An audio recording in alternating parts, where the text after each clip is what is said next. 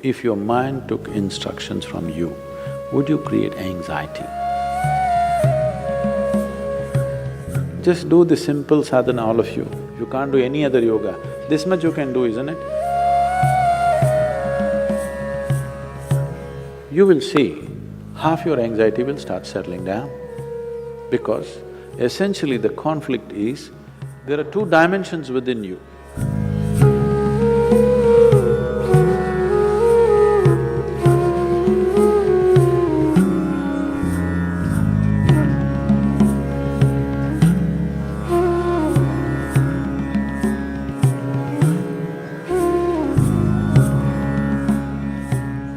If your mind took instructions from you, would you create anxiety? No. So don't look for answers elsewhere, elsewhere. It is just that your own physiology and your psychological patterns not taking instructions from you. So you said so many things, I try, whatever these big words are floating all over California particularly, about surrendering to it, about letting it go, about… Not for one person has such a thing worked, ever. Has it, I'm asking you? You have anxiety, try to let it go. Does it go? Even a damn flu doesn't go.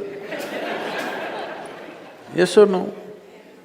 Even a simple cold does not go, you say go, does it go? So, let's not get into this fanciful states of surrendering, these are all words thrown around. Nobody knows what is surrender.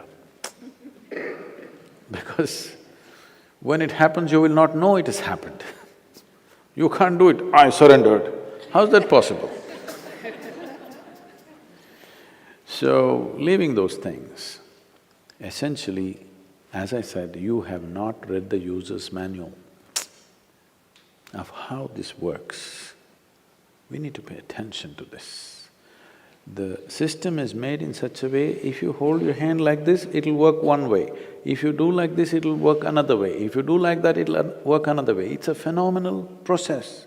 If it was a simple thing, we could have just beaten it into shape with hammer and anvil, okay? It's too sophisticated. It's a phenomenally complex machine. One needs to pay a certain level of attention to be able to use it for what it is designed for. Otherwise, it'll get itself messed up.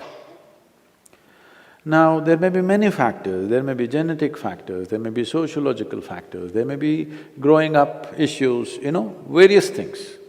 But do not ascribe your problems to any of those things.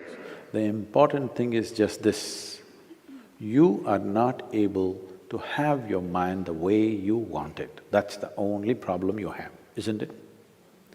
The moment you ascribe it, I'm like this because my father was like that, I'm like this because my grandfather's genetics were not okay, you're finished. Because we can't change those guys now. Yes? You can't choose a different father or a different grandfather now, it's over. But you can transform this. You must understand, still it doesn't matter you have anxiety disorder. Still, if you put a piece of carrot, there is an intelligence here which can transform a carrot into a human being. That means every day a new body is being manufactured within you, isn't it? In parts, a new human being is manufactured every day. When the very source of creation is functioning within you and a new human being is constantly being created, if you take little charge of that, you can create an entire new physiological and psychological process. This happened to us some time ago. Last year, we were trekking in Tibet. I was in a tent, I was doing some work and another person was cutting an apple. One of these porcelain knives these days. So the other person around says to this person, "It's a very sharp knife, be careful." It irritates me a bit. I look like this because he's a grown man. If it's a child, it's different. Then we have to watch how he uses the knife. It's a full-grown man. And a knife is supposed to be sharp. If it's not sharp, why do you call it a knife? So I ignored it and continued to work. In another 2 minutes, she says again, "It's a very sharp knife, be careful." I said, "Come on, he's a full-grown man, leave him alone, he knows how to use this knife. This stupid knife can't he handle? It's not some earth-moving machinery or spacecraft or something that he doesn't know how to handle. It's a knife." She says, "No, Sadhguru, it's a very sharp knife." All right. And I continue what I'm doing. In another 2 minutes, she whispers to him, "Please be careful, very sharp." And in another 2 minutes, he cuts his finger. Then I give up, okay. This is all that's happening.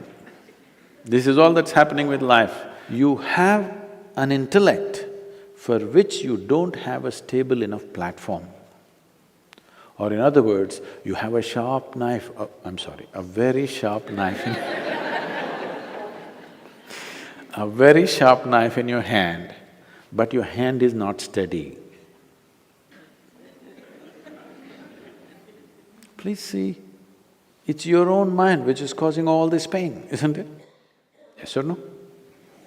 So you have a very sharp knife, the sharper it is, the more you cut yourself. So we don't have to blunt the knife, we just have to have a steady hand, isn't it? Nothing has been done about that. People are trying to blunt the knife with all these sedatives and nonsense. What you take is to blunt the knife. Blunting the knife is not the answer, because if you lower the possibilities of who you are, everything will be okay. If you remove half of your brain, you will be quite peaceful. Because it takes some brain to cause anxiety. If we really remove half of your brain, you will be quite peaceful and you may even be happy, actually. Nothing bothers you. It'll be okay. All right? But that's not what we're looking for. What a human being is looking for is to become limitless in some way.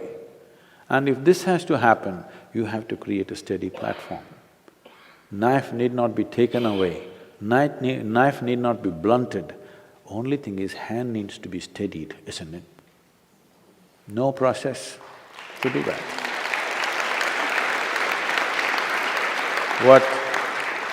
What inner engineering means, what yoga means is just this. When I say yoga, being in California, don't imagine all those impossible postures. Yoga does not mean postures, yoga means union, okay? The word yoga literally means union. This is the first form of union. Your right and left. This is called as Pingala and Ida in yoga, the masculine and the feminine within you. Just put it together, just do the simple sadhana, all of you. If you can't do any other yoga, this much you can do, isn't it? What you do is something that concerns your life. It could be the sun coming up.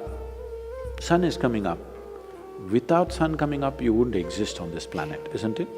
The warmth of life is going on within you only because the sun comes up. Without the tree exhaling oxygen and you exhaling carbon dioxide for it and this exchange happening, you wouldn't be alive, isn't it? Like this, look at it, the food that you eat, the sun, the earth that you walk upon, air that you breathe, water that you drink, people who live around you, whatever, you choose anyone.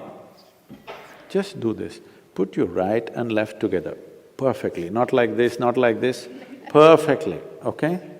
Just look at something that really matters to you. Maybe the sun, maybe the sky, maybe the cloud, maybe a tree, maybe a person, maybe a child, an animal, it doesn't matter what. Just look at it, putting your hands together for 10–12 minutes at a stretch. You will see half your anxiety will start settling down. Because essentially the conflict is, there are two dimensions within you. I don't want to go into an elaborate description of this, because the yogic physiology goes elaborately into this. But to put it simply, even the modern medical science is telling you there's a right brain and a left brain, all right? Just put these two things together. look at with utmost love and appreciation towards something that matters to you. It could be your wife, it could be your husband, it could be your child, a tree, a dog, sky, sun, moon, whatever. Every one of them are vital for your life, isn't it so? Yes? Whatever you can relate to. Putting these two things together, just look at them with utmost pleasantness that you can generate, recognizing how important they are for you. Many things will change. This is the first form of yoga. If I do this, it'll become difficult. And there are many ways to do namaskar, like this, like that, like that. This is the most simple thing. Start here, okay